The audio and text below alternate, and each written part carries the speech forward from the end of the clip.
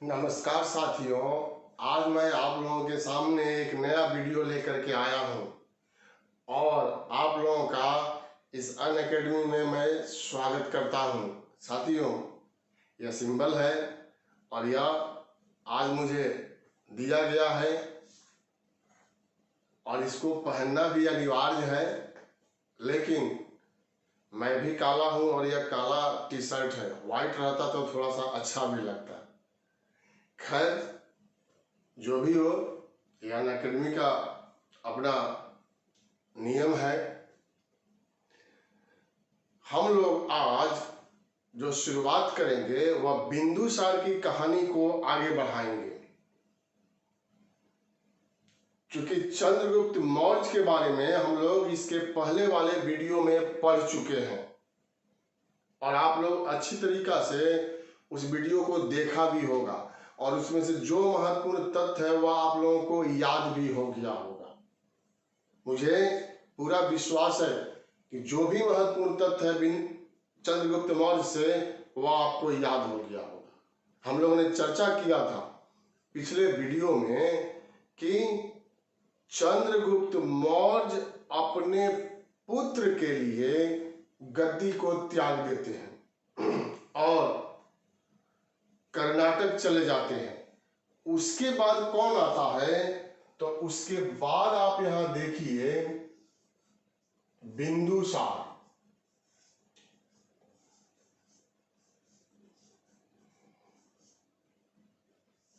यह बिंदुसार आते हैं 298 बीसी से 273 बीसी। यही बिंदुसार जो है वह शासक बनते हैं। इनके बारे में कहा गया है कि यह योग्य पिता का योग्य पुत्र था। तो योग्य पिता का योग्य पुत्र कैसे था? इसलिए था कि चंद्रगुप्त मौर्य ने जिस विशाल साम्राज्य का निर्माण किया था और बिंदुसार को सौंप दिया था, बिंदुसार ने उसको बचाते हुए अपने पुत्र अशोक को सौंप दिया था।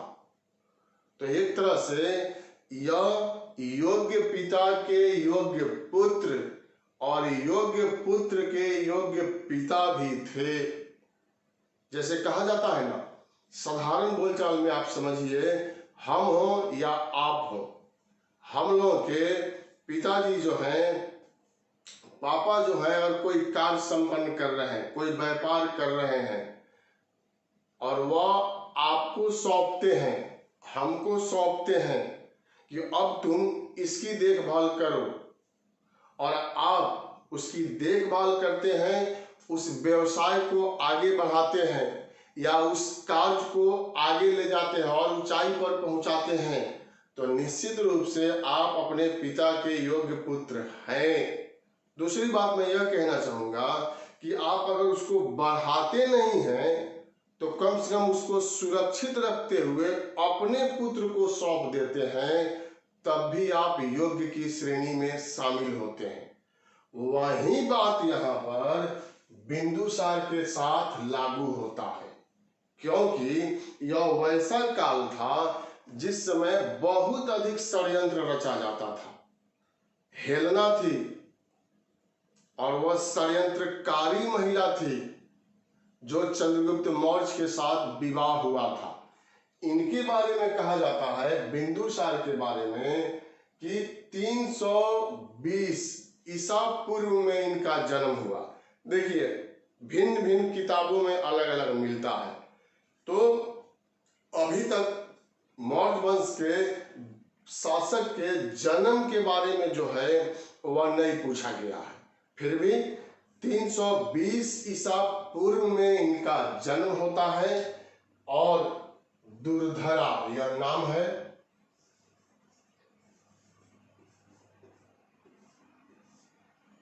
मां का नाम यही दिया गया है कि यह चंद्रगुप्त मौर्य की पत्नी थी और इन्हीं के पुत्र जो है वह बिंदुसार थे।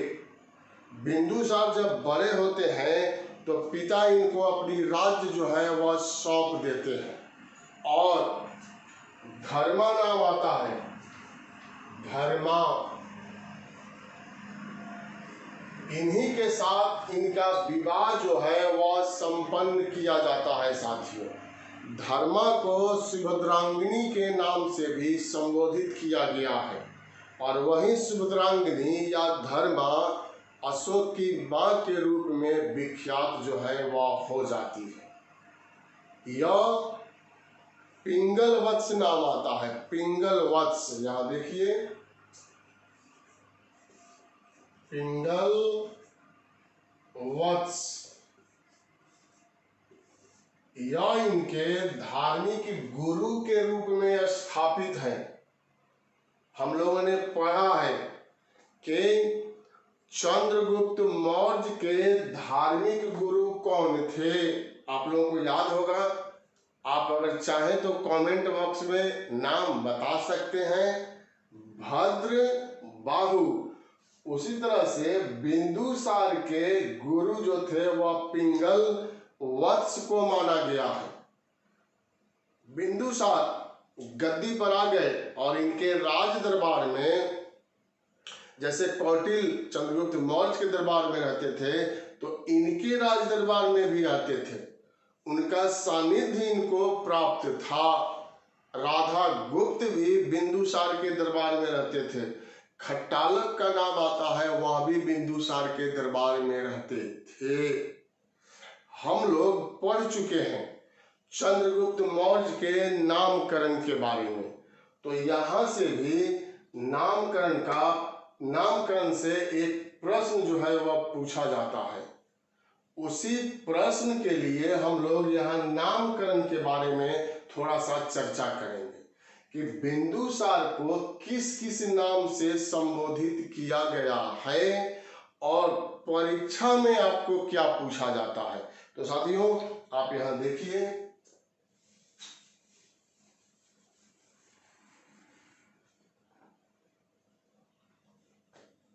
बिंदुसार, और यहां मैं लिख रहा हूं नामकरण।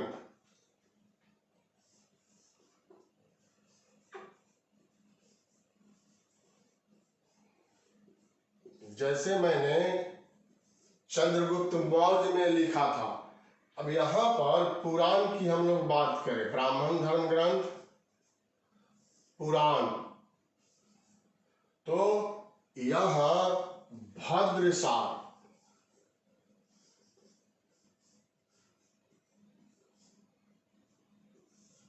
भद्रसार कहा गया है बिंदुसार को पुराण में या ब्राह्मण धर्म ग्रंथ में।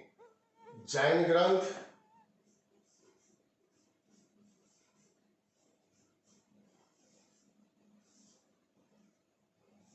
सिंहसेन कहा गया है।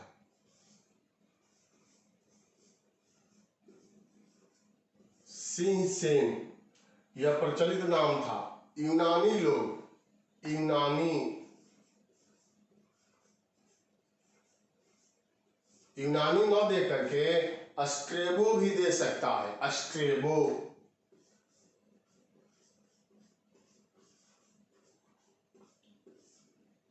इसने अमित्रोचेडस,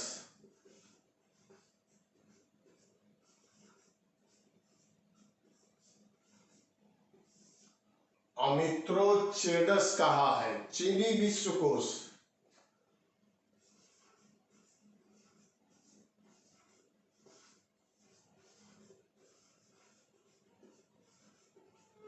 चीनी विश्वकोश में बिंदुपाल,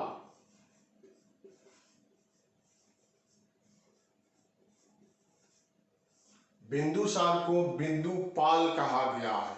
तो आप देख रहे हैं कि भिन्न भिन्न ग्रंथों में भिन्न भिन्न नाम से इनको संबोधित किया है, या विभिन्न विद्वानों ने विभिन्न नाम से बिंदुसार को संबोधित कर दिया है। मैंने कहा कि एक पॉइंट यहाँ निकल करके आता है और उस पॉइंट को हम लोगों को याद रखना है, और वह पॉइंट क्या है? अमित्र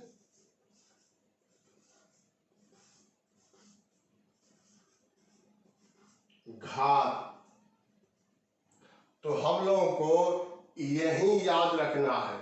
इसका सबसे लोकप्रिय नाम था, बिंदुसार का सबसे लोकप्रिय नाम अमित्रघात था। किसको इतिहास में अमित्रघात कहा जाता है बताइए?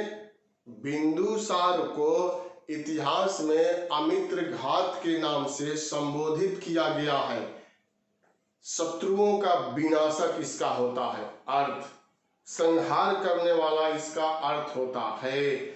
और यही हम लोगों को सबसे पहले जो है वह याद रखना है, अमित्रघात। और यह अमित्रघात किससे मिलता जुलता है? तो इससे, अमित्रोच्छेदस से। अमित्रोच्छेदस को अगर संस्कृत में तब्दील करेंगे तो अमित्रघात जो है वह निकल करके सामने आ जाएगा। कहने का मतलब 4-5 यह नाम जो आप देख रहे हैं, तो सबसे पहले किसको याद रखना है? अमित्रघात को। और यह हमेशा परीक्षा में पूछा जाता है, क्वेश्चन बैंक होगा आपके पास, देखिएगा। नामकरण से एक प्रश्न यहां निकल करके सामने आ गया। अब बिंदुसार के बारे में कुछ अन्य ग्रंथ में या कुछ अन्य विद्वानों ने क्या कहा है, उसकी हम लोग यहाँ पर चर्चा करेंगे। साथियों, आप यहाँ देखेंगे राजतरंगिणी, मैंने पहले भी चर्चा किया था।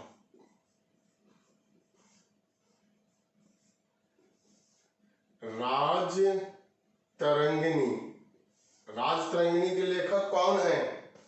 जल्दी से बताइए कमेंट बॉक्स में। पहले भी मैं चर्चा कर चुका हूं।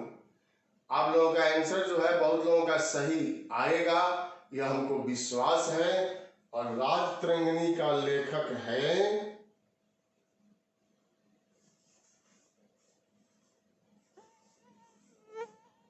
कल्हन। यह है कल्हन की राजतरंगिणी। राजतरंगिणी के अनुसार अशोक के समय में तक्षशिला में विद्रोह हुआ था। बिंदुसार के समय में तक्षशिला में विद्रोह हुआ था। पहले सुसीम को भेजा गया, लेकिन उसी के चलते वहां विद्रोह हो गया। फिर अशोक को भेजा गया। तो दूसरा पॉइंट हम लोगों का यहाँ पर निकल कर आ रहा है, जो याद रखना है। परीक्षा में सीधे सीधे पूछेगा, किसके समय में तक्षशिला में विद्रोह हुआ था? तो बिंदुसार के समय में तक्षशिला में विद्रोह हुआ। सुसीम उस विद्रोह को नहीं दबा सके, लोग और गुस्से में आ गए, तो अशोक को भेजा जाता है। और अशोक जब वहां पहुंचते हैं, लोगों से मिलते हैं, तो वहां की प्रजा का यही कहना था कि हम लोगों को राजा से कोई शिकायत नहीं है, बिंदुसार महाराज से कोई शिकायत नहीं है, हम लोगों को आपसे भी कोई शिकायत नहीं है, राजकुमार अशोक से भी कोई शिकायत नहीं है।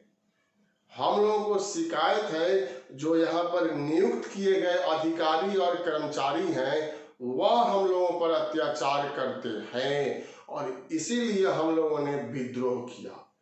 अशोक ने अपनी योग्यता को वहां पर साबित किया था, राजकुमार थे उस समय, और तक्षशिला के विद्रोह को कुचल दिया गया। इसका उल्लेख किसमें किया गया है? राजतरंगिणी में।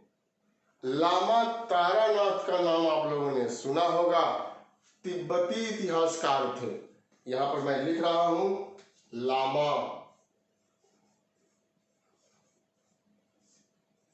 तारानाथ। लामा का मतलब होता है धर्म गुरु। लामा तारानाथ का कहनाम है कि बिंदुसार ने 16 राज्यों को जीत लिया था, और इसने भी साम्राज्य का विस्तार किया था। लेकिन यह विवादित बात है कि 16 राज्यों को इसने जीता या नहीं जीता।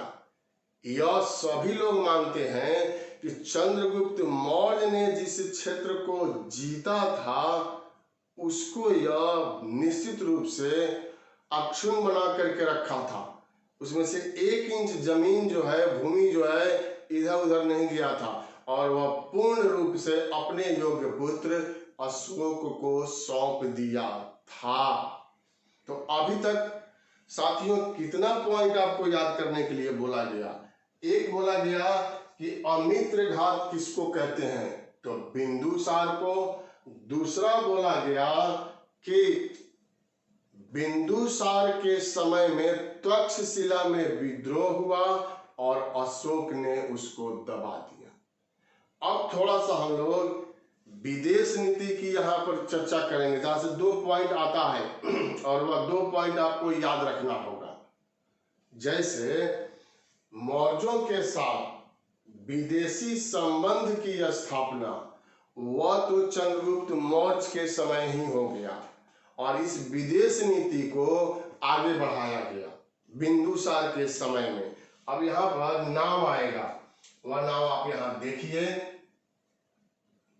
यहां लिख रहे हैं एंटियोकस।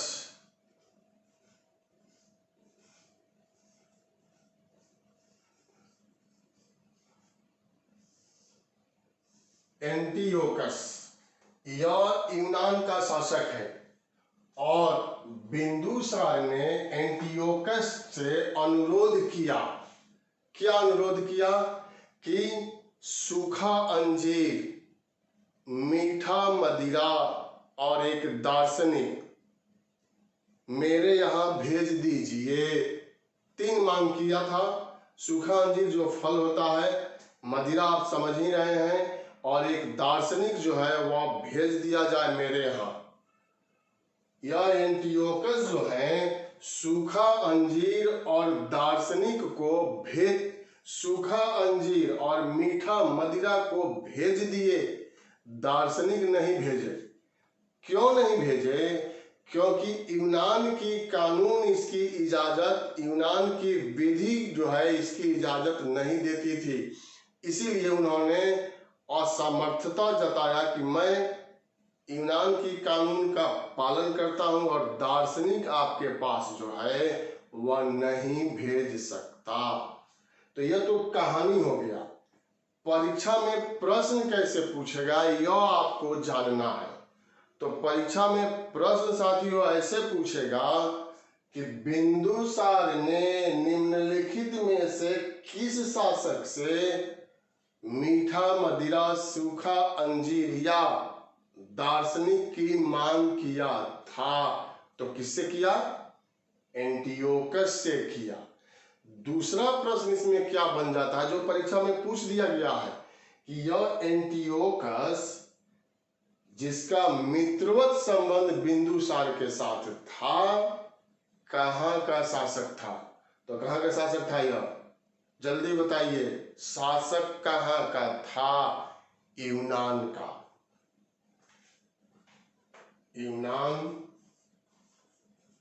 यूनानी शासक था। यूनान को ग्रीक भी कहते हैं। तो कभी यूनान दिया जाएगा विकल्प में, कभी ग्रीक दिया जाएगा। दोनों विकल्प जो है सही है, लेकिन अधिकांश बार यह दोनों विकल्प नहीं दिया जाता है। तो क्या दिया जाता है? कहां का शासक था? तो सीरिया का शासक था।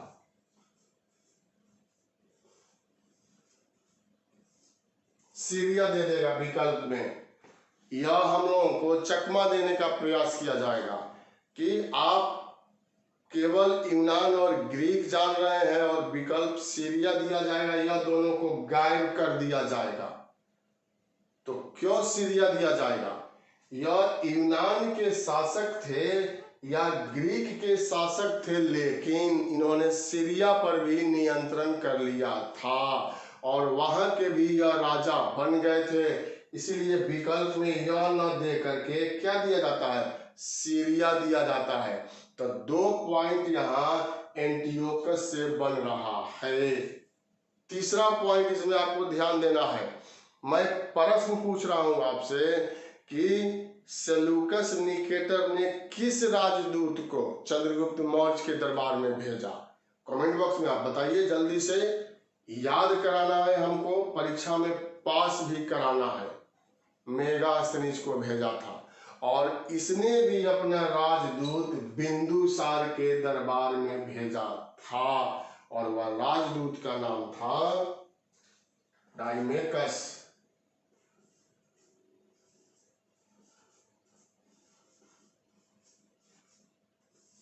डाइमेकस। तो अब आपको समझ में आ गया होगा, पूछा जाएगा परीक्षा में, डाइमेकस को किसने बिंदुसार के दरबार में भेजा, एंटियोकस ने, या डाइमेकस किसका राजदूत था, सीरिया या यूनान या ग्रीक के शासक एंटियोकस का राजदूत था। अब इसमें ज्यादा कठिन किया जाएगा तो प्रश्न क्या पूछा जाएगा, जब कठिन करेगा तब, लेकिन वह आपको आसान लगेगा, पहले से पढ़े अगर होंगे तो और आसान हो जाएगा। प्रश्न पूछा जाता है कि मेगास्थनीज का उत्तराधिकारी कौन था, तो मेगास्थनीज का उत्तराधिकारी कौन हो जाएगा, डाइमेकस हो जाएगा। अब आपको एंटियोकस से संबंधित सभी महत्वपूर्ण बात समझ में आ गया होगा ना। तो एंटियोकस से सूखा अंजीर, मीठा मदिरा और दार्शनिक की मांग किया गया था।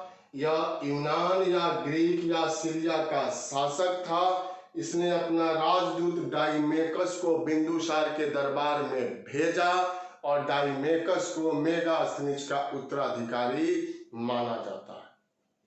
अब हम कह रहे हैं कि यह परीक्षा में बार बार पूछा जाता है, तो उसके पीछे का लॉजिक क्या है, क्योंकि बिंदुसार का संबंध एक और विदेशी शासक से था और उसने भी अपना राजदूत भेजा था। इसलिए जब भी परीक्षा में पूछा जाता है तो दोनों का नाम विकल्प में दे दिया जाता है कि हम और आप कंफ्यूजन में पड़ जाए, और वहां परीक्षा का जो प्रेशर रहता है उसके चलते गलती कर दें।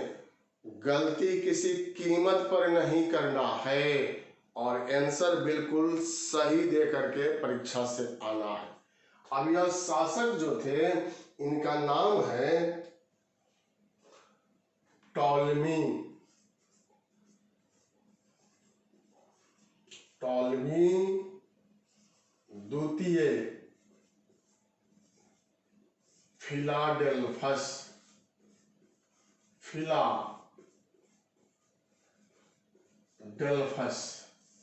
यही नाम है।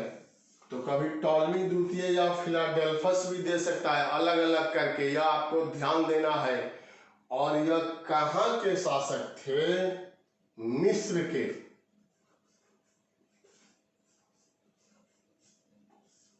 यह मिस्र के शासक थे। एंटियोकस यूनान के शासक और यह मिस्र के शासक, इनके साथ भी बिंदुसार का मित्रवत संबंध था। और टॉलमी द्वितीय फिलाडेल्फस ने भी अपना एक राजदूत बिंदुसार के दरबार में भेजा। इसीलिए जानबूझ करके यह प्रश्न पूछा जाता है कि हम लोग अनजाने में गलती कर दें। उसका नाम देखिए मिलता जुलता है,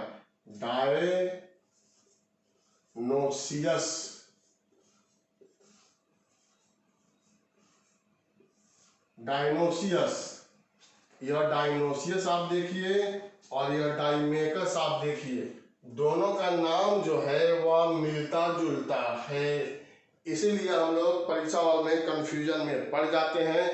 मैं ऐसा सोचता हूं कि अब आपका कंफ्यूजन जो है यहाँ दूर हो गया होगा, इसलिए मैंने अलग अलग लिखा। तो यह विदेश नीति से संबंधित बिंदुसार के समय में महत्वपूर्ण बात है। बिंदुसार से संक्षिप्त तथ्य है साथियों। और इसके बाद बिंदुसार के बारे में कहा जाता है कि यह आजीवक संप्रदाय का अनुयायी था। चंद्रगुप्त मौर्य जो थे वह जैन धर्म के अनुयायी थे, और बिंदुसार जो हैं यह आजीवक संप्रदाय के अनुयायी हैं। या मैं लिख रहा हूं आजीवक।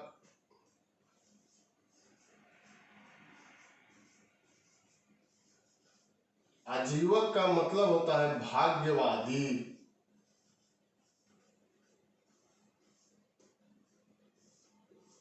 आजीवक संप्रदाय,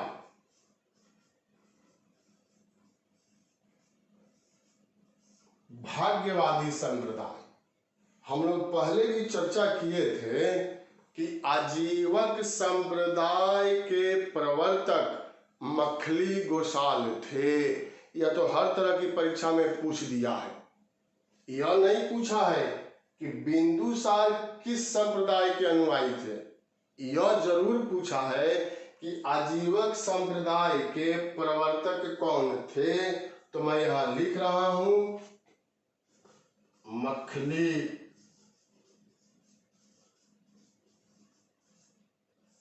गोसाल। मखली गोसाल ने आजीवक संप्रदाय की स्थापना किया था। यह तो आपको हर हाल में याद रखना होगा। मखली गोसाल जो थे वह महावीर स्वामी के मित्र थे और जैन धर्म के अनुयायी थे, जैन धर्म के भिक्षु थे। लेकिन जैन धर्म जो है वह कर्म पर ज्यादा जोर देता है, कर्म पर विश्वास करता है, भाग्य पर नहीं करता है। लेकिन यह मखली गोसाल जो थे यह भाग्य पर ज्यादा विश्वास करते थे, भाग्यवादी थे। इसी वैचारिक मतभेद को लेकर के दोनों लोग अलग हो गए। मखली गोसाल जैन धर्म से अलग हुए और एक नए संप्रदाय की स्थापना कर लिया, जिसको इतिहास में आजीवक संप्रदाय के नाम से संबोधित किया जाता है। तो साथियों, बिंदुसार से संबंधित यही संक्षिप्त और महत्वपूर्ण बात है। प्रश्न जब पूछा जाएगा तो इसी में से प्रश्न निकाल करके बिंदुसार से पूछ लिया जाएगा। अब बिंदुसार के बाद जिस शासक के बारे में हम लोगों को चर्चा करना है वह महान शासक की श्रेणी में शामिल है। आप इसका स्क्रीनशॉट ले सकते हैं और इसी में से सभी महत्वपूर्ण पॉइंट जो है संग्रहित कर दिया गया है। और आप बैठेंगे परीक्षा में और बिंदुसार से अगर परीक्षा में प्रश्न आएगा तो देखिएगा इसी तथ्य में से निकल करके सामने आ जाएगा। अब बारी आती है अपनी बात कहने के लिए, जो अनअकैडमी के तरफ से भी कहा जाता है।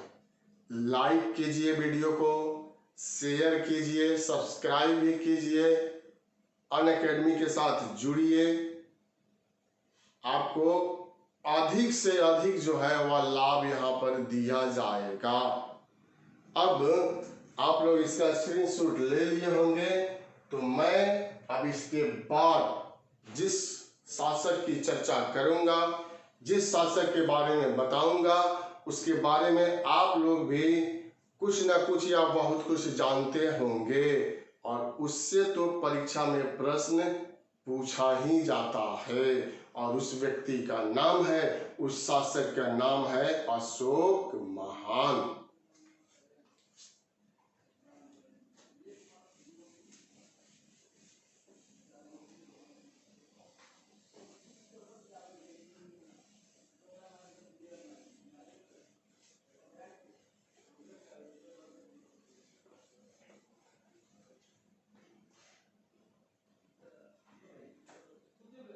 अशोक महान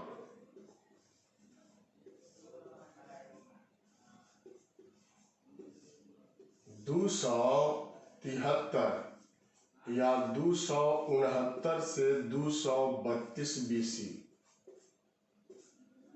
यही अशोक का काल है। मैंने यह दो काल लिखा, 273 भी लिखा और 269 भी लिखा।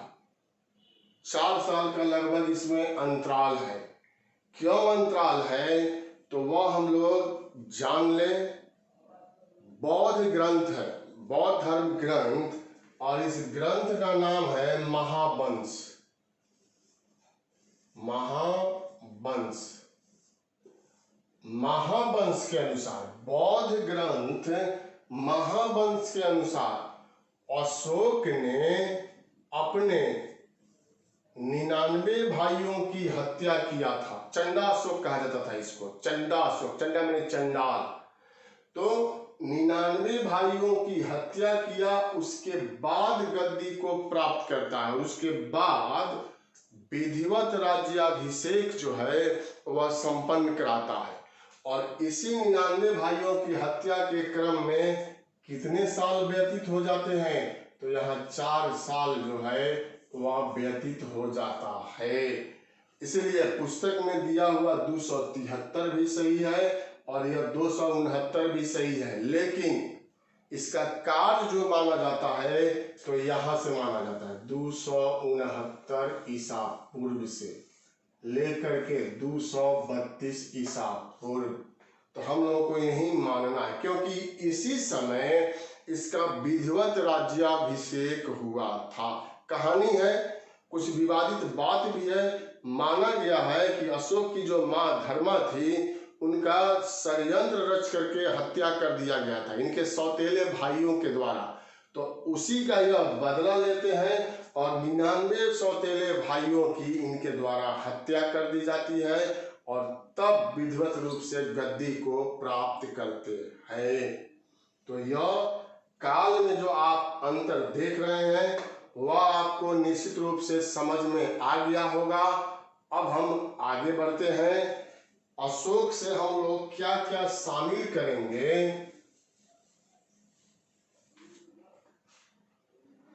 यहां पर प्रारंभिक जीवन,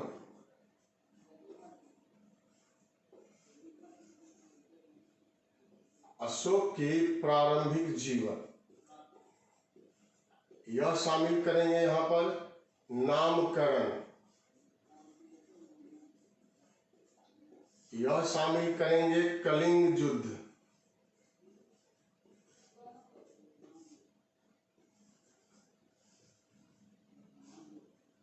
धार्मिक नीति,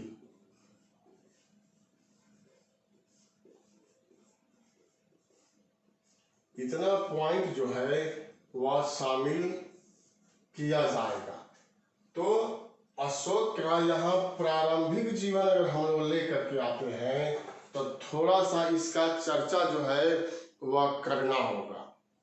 प्रारंभिक जीवन में अशोक बिंदुसार के पुत्र थे और धम्मा, धम्मा कहते हैं, धम्मा या धर्मा या सुभद्रांगिनी,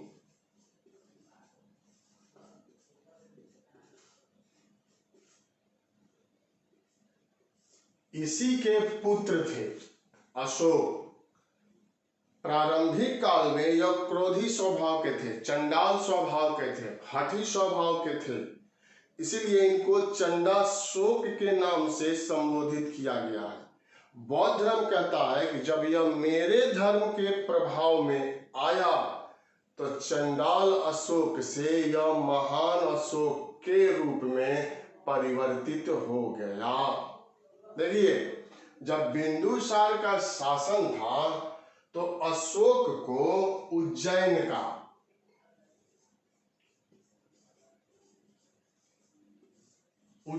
का प्रशासक बनाया गया था। उज्जैन जाने के क्रम में अशोक जो है यह विदिशा में रुके।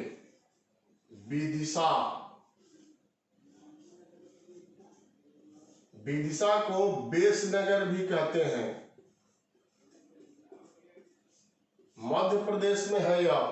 और यहीं पर गरुड़ स्तंभ स्थापित किया गया था हेलियोडोरस के द्वारा। विदिशा में रुके और विदिशा में ही देवी के साथ विवाह किया अशोक ने। और इस देवी के 2 संतान थे, महेंद्र और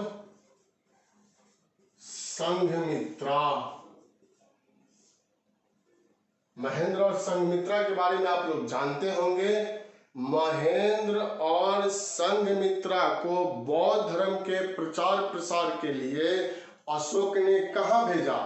श्रीलंका भेजा था बोधि वृक्ष के साथ, और इनकी मां का नाम जो है वह देवी है। कारुवाकी और तिस्रक्षिता भी अशोक की पत्नी का नाम था। कारुवाकी,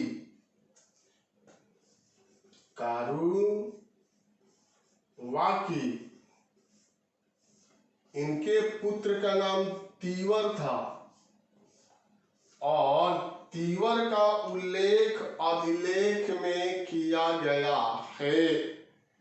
कौशाम्बी के अभिलेख में, जो आगे चल करके इलाहाबाद स्तंभ लेख के नाम से जाना गया, उसी में कारुवाकी का उल्लेख तीवर के माता के रूप में कर दिया गया है। तो यह प्रारंभिक जीवन है अशोक का। स्पष्ट किया गया है कि अशोक ने कई अवसर पर अपनी योग्यता को साबित किया था। हम लोग अभी चर्चा किए कहाँ के विद्रोह को अशोक ने राजकुमार रहते हुए दबा दिया था? बोलिए। तक्षशिला के विद्रोह को इन्होंने दबाया था और अपनी योग्यता जो है वहां पर साबित कर दिया था। शासक बनने के पहले अशोक ने नेपाल को भी विजित कर लिया था। नेपाल के साथ साथ खस, यह जगह है नेपाल की तराई के पास का क्षेत्र जो था, इसको भी विजित कर लिया। और अशोक ने नेपाल में मंदिर का निर्माण कराया। ललितपतन नाम है। इसकी पुत्री चारुमती थी, चारुमती, जिसने देवपतन नामक मंदिर का निर्माण जो है वह कराया था। यह सर्वविदित है और आप लोग विविध तथ्य के अनुसार जानते होंगे कि अशोक ने ही झेलम नदी के किनारे श्रीनगर नामक नए शहर की स्थापना किया था। वही श्रीनगर जिसको पृथ्वी का स्वर्ग कहा गया है, वही कश्मीर जिसको पृथ्वी का स्वर्ग कहा गया है, और उस श्रीनगर की स्थापना का श्रेय अशोक को दिया जाता है। जब कोई व्यक्ति शासक नहीं बना हो और इतने कार्य को संपन्न कर दिया हो, माना जाएगा कि उसमें विलक्षण प्रतिभा था। वह प्रतिभा का धनी व्यक्ति था और योग्य नहीं, योग्यतम की श्रेणी में उसको शामिल किया गया है। गिने चुने विश्व में महान शासक हैं, जिसमें भारत के भी 2 शासक शामिल किए जाते हैं। प्राचीन काल से अशोक का, मध्य काल से अकबर का नाम जो है लिया जाता है, और यह लोग महान शासक थे। तो यहां से प्रश्न बन जाता है, आपको कुछ ऐसा प्रश्न मिलेगा जिसके सभी विकल्प सही होते हैं, और उस विकल्प में आपको सर्वोत्तम विकल्प जो है वह ढूंढना होता है। तो परीक्षा में पूछा गया है कि अशोक को महान क्यों कहा गया है? पहला विकल्प है उसकी धार्मिक नीति को लेकर, दूसरा विकल्प है साम्राज्य विस्तार को लेकर, तीसरा विकल्प है कुशल प्रशासक के लिए महान कहा गया, चौथा विकल्प है विश्व बंधुत्व के लिए या भाईचारे का संदेश देने के लिए इसको महान कहा गया। तो आंसर क्या होगा? सभी सही है, चौथा आंसर हो जाएगा।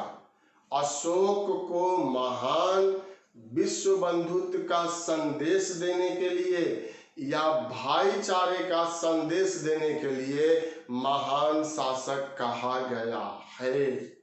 यही प्रारंभिक जो है वह अशोक से संबंधित, प्रारंभिक जीवन से संबंधित महत्वपूर्ण बात है। अब यहाँ पर फिर आ रहा है नामकरण। नामकरण पीछा यहाँ नहीं छोड़ रहा है। चंद्रगुप्त मौर्य में भी नामकरण हम लोग देखे थे। सेंड्रोकोटस याद करना था, बिंदुसार के समय में भी नामकरण देखे थे, अमित्रघात याद रखना था।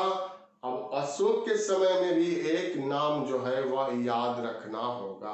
एक दो क्षेत्र का नाम जो है वह याद रखना होगा। तो आप इसका स्क्रीनशॉट ले सकते हैं। इसमें प्रारंभिक बात है, यह बहुत अधिक महत्वपूर्ण बात नहीं है, और इसके बाद मैं नामकरण के बारे में चर्चा यहां पर करूंगा।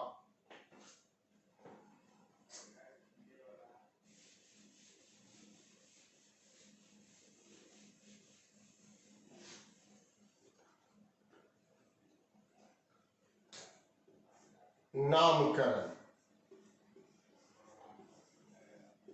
अशोक को भी कई नामों से इतिहास में संबोधित कर दिया गया है। जैसे यहां पुराण की बात करें, पुराण तो अशोक वर्धन,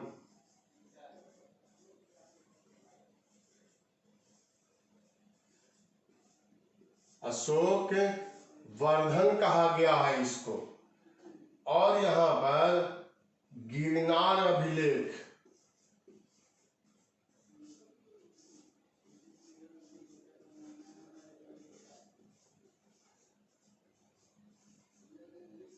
गिरनार अभिलेख की बात किया जाए तो अशोक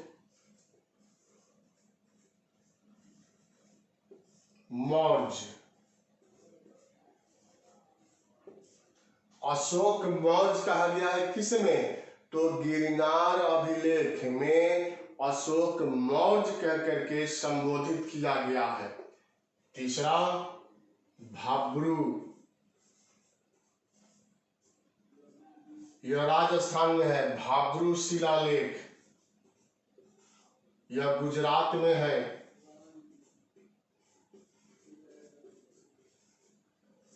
भाब्रू शिलालेख में अशोक को मगध का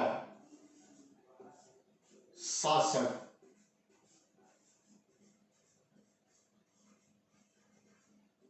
मगध का शासक कहा गया है। तो आप देख रहे हैं यहाँ पर कि यहाँ अंतर आ रहा है। पुराण अशोक वर्धन कहता है, गिरनार अभिलेख में अशोक मौर्य कह दिया गया, भाब्रू शिलालेख में मगध का शासक कह दिया गया। लेकिन अशोक को किस अभिलेख में अशोक कहा गया है? तो यहां पर आप देखिए, मास्की,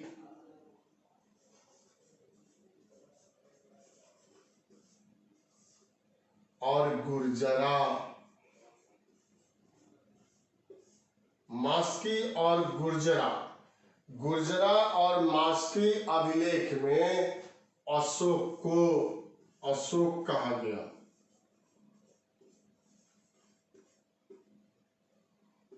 यह अशोक कह दिया गया है। यही दो परीक्षा में पूछा जाता है कि सर्वप्रथम किस अभिलेख में अशोक को अशोक नाम से संबोधित किया गया? तो मास्की और गुर्जरा, मास्की मिला यह कर्नाटक में है, गुर्जरा जो है वह मध्य प्रदेश में है। इस अभिलेख को आप पढ़ेंगे जो प्राकृत भाषा में लिखा हुआ है, तो अशोक को अशोक कह करके संबोधित किया गया है। आप जानते हैं सब लोग कि इतिहास में या पुरातात्विक विभाग में हमेशा रिसर्च होते रहता है, खुदाई का कार्य चलते रहता है। जो हम लोगों के धरोहर हैं, जो अब नष्ट होने के कगार पर हैं, उसका अनुसंधान किया जाता है। तो दो और स्थल जो है यहाँ प्राप्त हो गए। जैसे देखिए, गुर्जरा मास्की के साथ नेटूर और उदय गेलाम, यह जगह का नाम है। गुर्जरा मास्की नेटूर उदय गेलाम, इस अभिलेख में भी यही नाम जो है वह दिया गया है। तो अब कितना जगह से मिल गया? तो 4 जगह से। यूपीएससी में पूछा गया, यूपीएससी में तो ये चारों का नाम दिया हुआ है। अगर चारों नाम दे देगा तो चारों यह सही है, नहीं तो दो हमेशा पूछा जाता है, गुर्जरा मास की। अब यहाँ पर सवाल आ रहा है कि गुर्जरा मध्य प्रदेश में है, यह कर्नाटक में है, तो यह दोनों कहाँ है? तो यह तीनों जो है ना, यह तीनों, यह कर्नाटक में है। एकमात्र यह जो है वह मध्य प्रदेश में है। अब स्पष्ट हो गया होगा। तो यह आप याद रखिएगा। भाब्रू शिलालेख भी याद रखा जाता है कि भाब्रू शिलालेख में अशोक को क्या कहा गया? मगध का शासक कहा गया। साथियों, अशोक ने स्वयं यहाँ पर दो उपाधि धारण किया था। एनसीईआरटी के बुक में मिल जाएगा आपको, दो उपाधि धारण किया था। और वह उपाधि क्या था? यहाँ पर देखिए, देवा नाम प्रिय और प्रियदर्शी।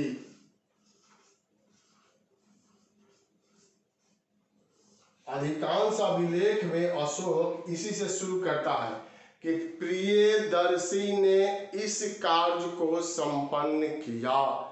देवा नाम प्रिय, देवताओं का प्रिय, देवा नाम प्रिय ने इस कल्याणकारी योजना को चालू किया, लागू किया।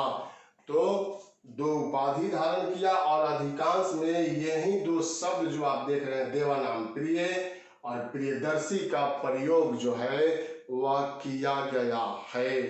तो नामकरण से अशोक का यही संबंधित तथ्य जो है वह निकल करके सामने आ रहा है। आप इसका स्क्रीनशॉट ले सकते हैं। और गुर्जरा, मास्की, नेटूर, उदय गुलाम पहले याद रखिए, उसके बाद भाब्रू शिलालेख भी आपको याद रखना है। यही महत्वपूर्ण बात जो है अशोक के नामकरण से निकल करके सामने आ जाता है। तो हम लोगों ने यहाँ क्या पढ़ लिया? प्रारंभिक जीवन पढ़ लिया, नामकरण पढ़ लिया। अब अशोक में कलिंग का युद्ध जो है वह निकल करके सामने आता है। तो हम लोग अब कलिंग के युद्ध के बारे में चर्चा करेंगे।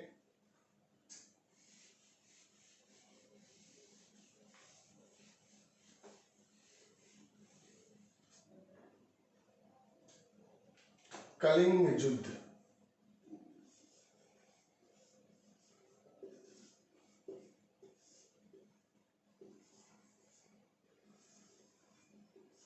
कलिंग युद्ध 261 BC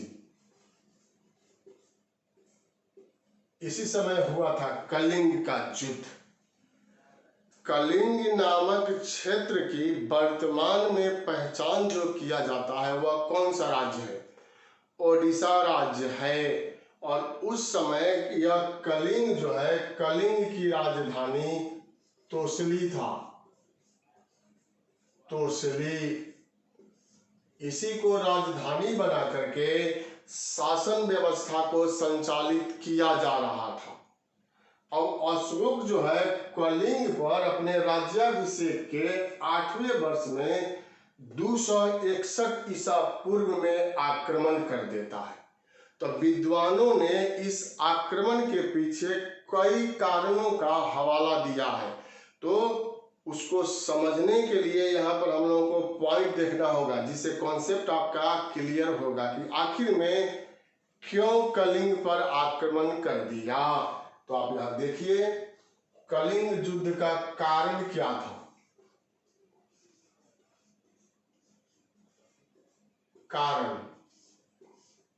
कारण मैं यहां लिख रहा हूं, समुद्र तक पहुंच बनाना।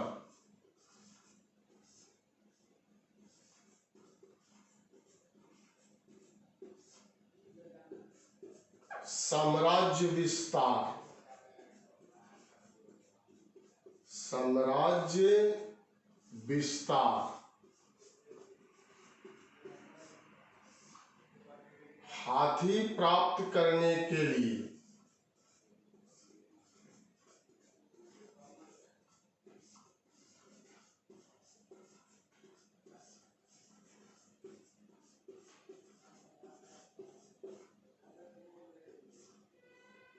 नागा जाति को दंडित करने के लिए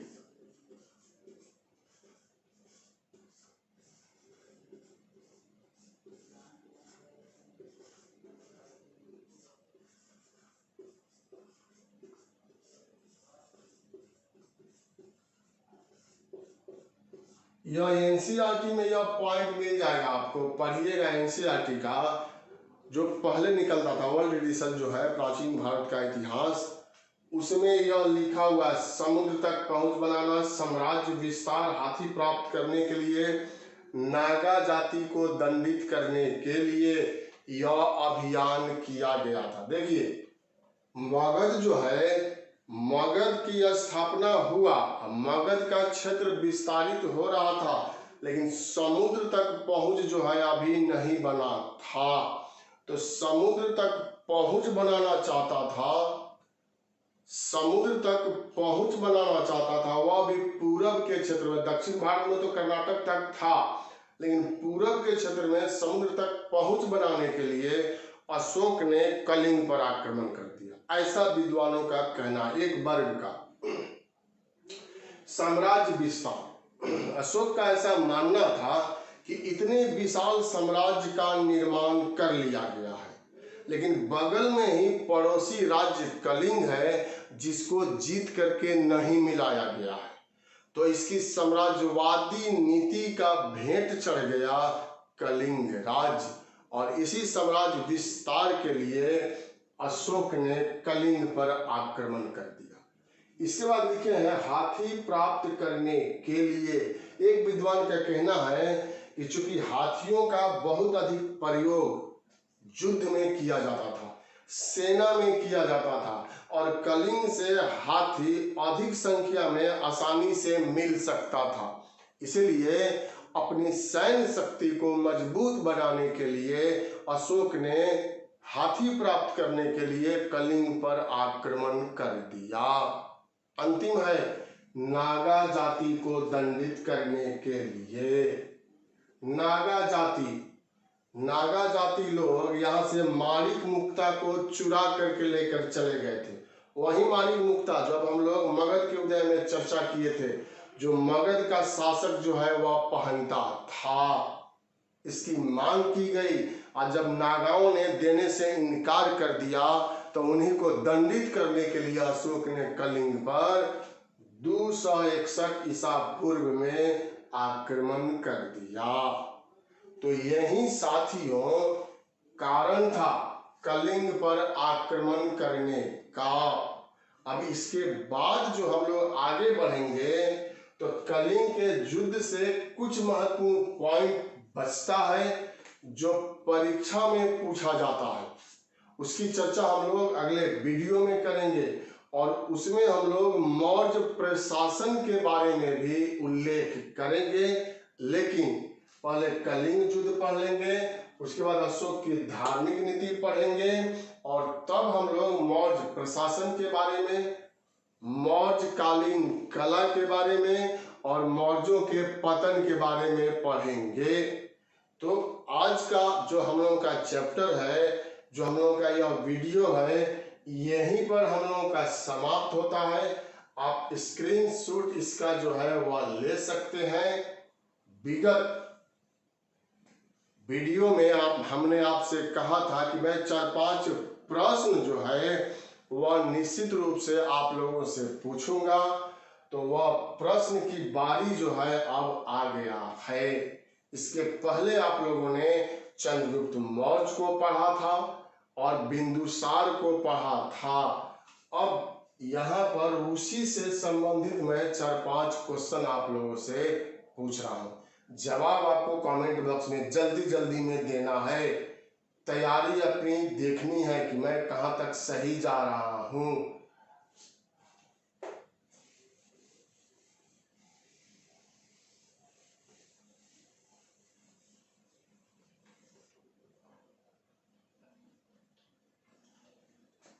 भारत का पहला प्रश्न है, भारत का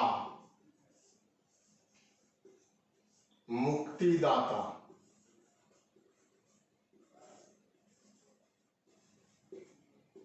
मुक्तिदाता, जवाब दीजिए जल्दी। मेगास्थनीज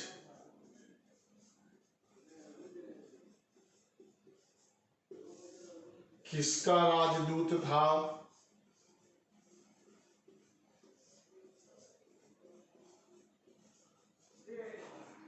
किसका राजदूत था?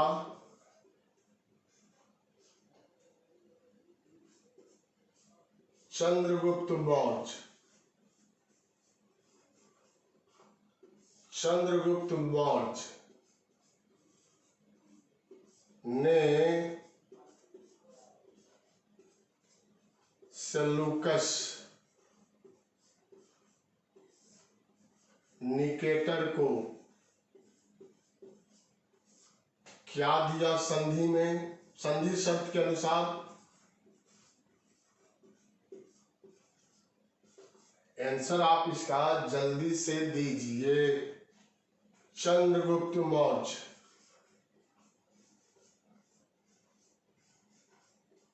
चंद्रगुप्त मौर्य। चंद्रगुप्त मौर्य के समय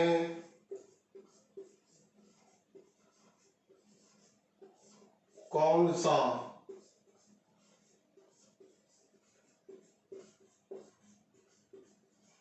जैन संगीति हुआ?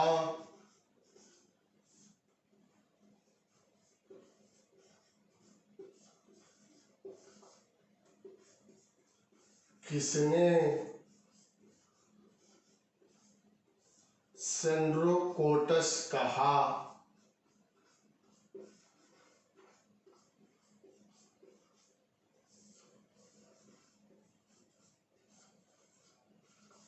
तो यह कुछ प्रश्न है, आप इसका जवाब दीजिए। भारत का मुक्तिदाता चंद्रगुप्त मौर्य। मेगास्थनीज किसका राजदूत था? सेल्यूकस निकेटर का। इसी का राजदूत था मेगास्थनीज। चंद्रगुप्त मौर्य ने सेल्यूकस निकेटर को क्या दिया था जो संधि हुआ था? तो 500 हाथी उपहार स्वरूप अपने ससुर को 500 हाथी जो है वह दिया था। चंद्रगुप्त मौर्य के समय कौन सा जैन संगीति हुआ? पहला हुआ कि दूसरा हुआ कि तीसरा हुआ? प्रथम पाटलिपुत्रा में हुआ था। किसने सेंड्रोकोटस कहा? चंद्रगुप्त मौर्य को किसने सेंड्रोकोटस कहा था? तो यहां मैं लिख रहा हूं जस्टिन। जस्टिन ये जो हेलेना का पुत्र था, जिसका विवाह चंद्रगुप्त मौर्य से हुआ था, तो यह हेलेना का पुत्र था और इसी ने चंद्रगुप्त मौर्य को सेंड्रोकोटस कह करके संबोधित किया था। तो यही हम लोगों का जो है आज का प्रश्न था। हमें आशा है कि आप लोगों ने सभी का जवाब जो है वह दिया होगा और वह सही होगा। अधिकांश विद्यार्थियों का मैं यही चाहता हूं कि सब लोगों का सही हो, आगे आप बढ़िए, जो आप पढ़ते जा रहे हैं वह सब आपके दिमाग में बैठ जाए, परीक्षा में आप जाएं और 100 से ज्यादा क्वेश्चन सही बना करके आए। बीपीएससी में जो 150 होता है आप 110 तक बना करके आए, मतलब 100 से जो है आप निश्चित रूप से ऊपर जाए और अपने रिजल्ट को जो है वह सुरक्षित करें। बहुत बहुत धन्यवाद आप लोगों का। लाइक कर दीजिए, कितना बार बोलेंगे लाइक करने के लिए, और लाइक कीजिए, शेयर भी जरूर कीजिए, वीडियो मेरा देखिए। मैं बहुत जल्द भारत के इतिहास को भी लेकर के आऊंगा आप लोगों के सामने। मैं बहुत जल्द ऑप्शनल पेपर इतिहास को भी लेकर के आऊंगा और बीपीएससी में जो समान अध्ययन का पेपर होता है उसकी भी मैं शुरुआत करने वाला हूं। पहले इस सीरीज को हम लोग जल्दी से जल्दी जो है वह पूरा कर लें। बहुत बहुत धन्यवाद। बहुत बहुत शुभकामना।